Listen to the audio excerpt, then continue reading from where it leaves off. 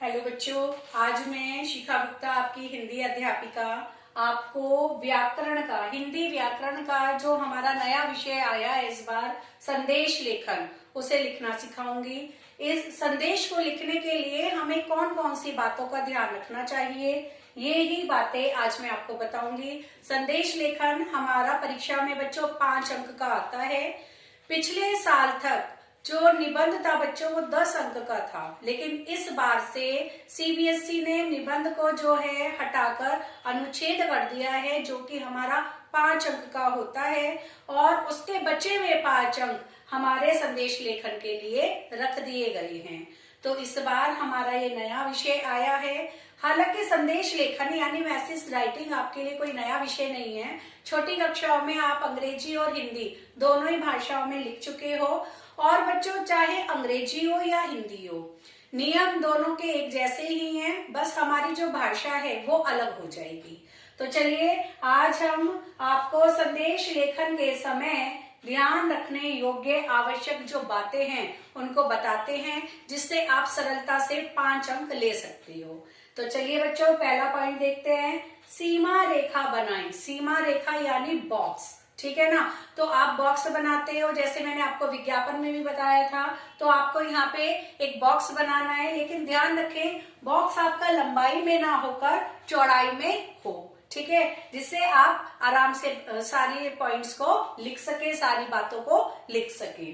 अब दूसरा पॉइंट है बाई तरफ दिनांक तथा समय लिखे। तो आप जब बॉक्स बनाओगे तो आपका जो बाई तरफ है यानी जो आपका लेफ्ट साइड है, वहां पे सबसे पहले आप दिनांक लिखेंगे, ठीक है। और ये दिनांक शब्द लिखने की आवश्यकता नहीं है, लेकिन यहाँ पर जो महीने का नाम है आप इसे शब्दों में लिखोगे, अंकों में नहीं लिखोगे, ठीक है। तो जैसे 4 दिसंबर, दिसंबर आप अंकों में लिखोगे 2020, और इसी के नीचे आपको समय लिखना है।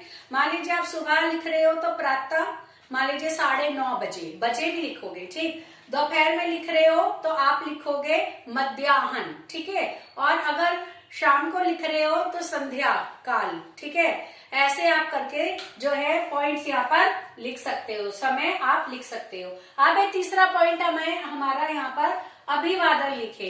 अब आप ये जो लिख रहे हो अपने से किसी छोटे को या अपने बराबर वाले को लिख रहे हो संदेश, तो प्रिय शब्द का प्रयोग करें। बड़ों के लिए लिख रहे हैं तो मान्यवर शब्द का प्रयोग करें।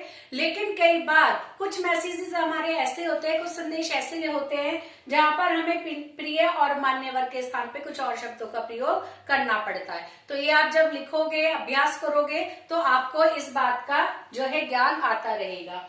अब है हमारा अगला पॉइंट, मध्य में संदेश लिखे। आपने यह प्रिय लिख दिया, फिर जो जिसको आप लिख रहे हो वो लिखेंगे, फिर जो आपकी जो बात है वो आप सेंटर वाले पार्ट में लिखेंगे। और यहाँ क्या अगला पॉइंट बता रहे हैं कि विषय सरल व सुबोध भाषा, यानी जो विषय है वो सरल व सुबोध भाषा में होना चाहिए। ऐसी भाषा का प्रयोग नहीं करना चाहिए कि सामने वाले को आपकी भाषा का जो है ज्ञान ही ना रहे, उसको पता ही ना चले, ठीक है।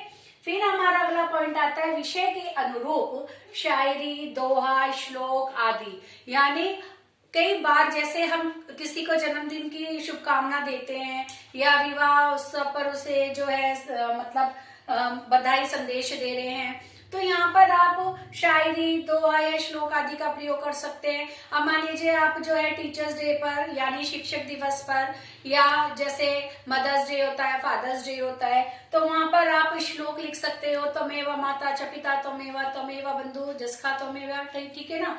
नहीं तो जैसे दोहा शिक्षक दिवस पर, गुरु गोविंद दऊ खड़े काके लाग्यो पाए, तो आप इस तरह से जो है इसका प्रयोग कर सकते हो। तो यहाँ पर इससे क्या होता है कि जो संदेश होता है वो आकर्षक आपका बन जाता है। फिर है आपका नीचे आपको प्रेषक यानी सेंडर नेम। सेंडर नेम जैसे मैं हर बार आपको बोलती हूँ, सीबीएसई में सेंडर नेम के लिए कोई भी आपकी पहचान नहीं जानी चाहिए, तो आप वहां पर आबासा या का खा गा लिख सकते हैं, ठीक है। प्रेषक, फिर का खा गा या आबासा, इस तरह से आप लिख सकते हो। और अंतिम हमारा जो पॉइंट है वो है शब्द सीमा। ये आपका संदेश लेखन है, ये कोई पत्र लेखन नहीं है, तो यहाँ पर शब्द सीमा आपकी होती है 30 से 40 शब्द।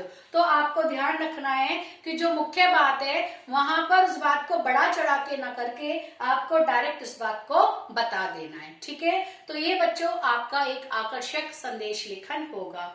तो यहाँ पर अब हम इस विषय को समाप्त करते हैं, अगली वीडियो में मिलेंगे। तब तक आप मेरी वीडियो को लाइक और सब्सक्राइब करना ना भूलें। तो मिलते हैं बच्चों नेक्स्ट वीडियो में। बाय बाय बच्चों।